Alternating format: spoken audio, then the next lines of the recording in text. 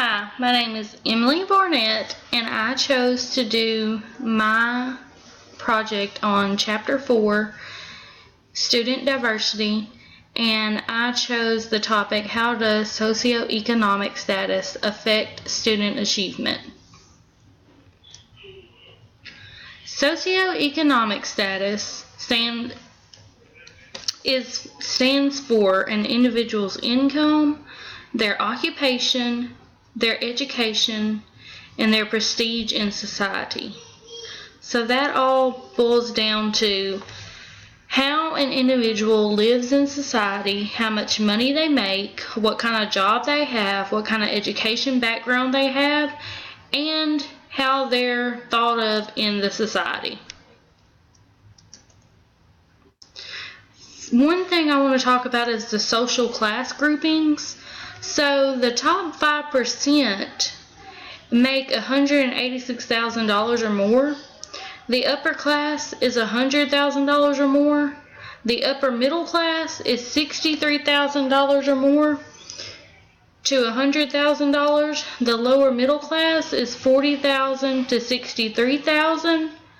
The working class is $20,000 to $40,000, and the lower class is $20,000 or less. This is just talking about what kind of social class we fall into by how much money we make. Another thing that I wanted to talk about was the parents' education.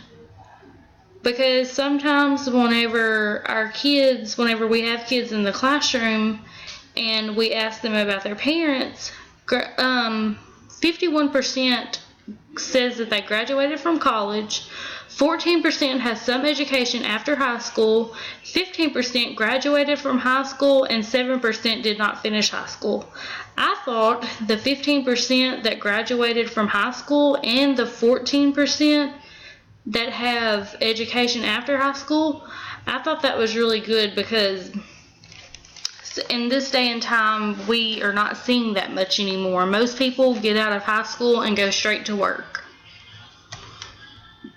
How I would apply this to the classroom: I would treat everyone in the class equal, go above and beyond for every student, no matter race, ethnicity, what background they come from, how much money they come from, where they live, or anything like that, because it is not our place to judge or to let that come into consideration whenever it becomes about a child learning in the classroom. Another thing, if you notice a problem, report it or do something about it. Something else I said was to understand that everyone is different. No person comes from the same thing. Some come from rich, some come from poor, some come from middle class, some come from lower class, some come from, we just have a huge diversity whenever it comes to the classroom. Another thing is we can make every day count when we go into the classroom, and we can try to lend a helping hand anytime we can.